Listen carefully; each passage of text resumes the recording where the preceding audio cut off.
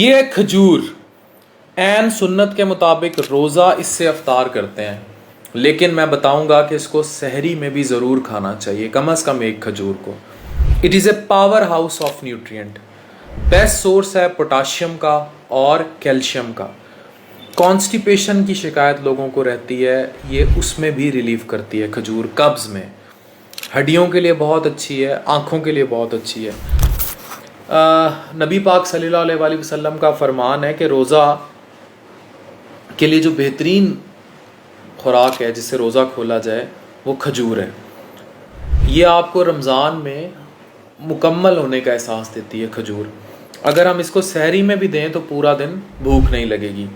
اچھا، اس کھجور کی وجہ سے نہ آپ کو شوگر کریونگز ہوں گی، نہ آپ کو سٹروک فالج کا رسک ہوگا، باول موومنٹس یعنی آنتوں کی موومنٹس بہت اچھی رہیں گی، ایبڈومینل کینسر کا رسک نہیں ہوگا، اور جو انیمیا کے پیشنٹ ہوتے ہیں، جو انیمک ہوتے ہیں، ان کو بہت فائدہ ہوگا۔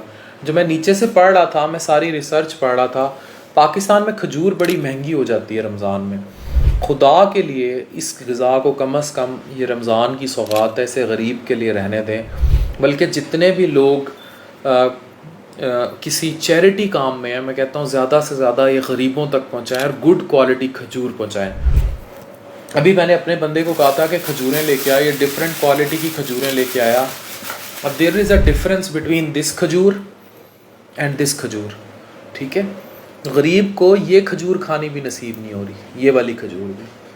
تو ہم بتا دیتے ہیں کہ ان چیزوں کے یہ فائدے ہیں، آگے پھر آ جاتی ہے ریاست کی پالیسیاں، غربت اور عوام۔ Thank you very much.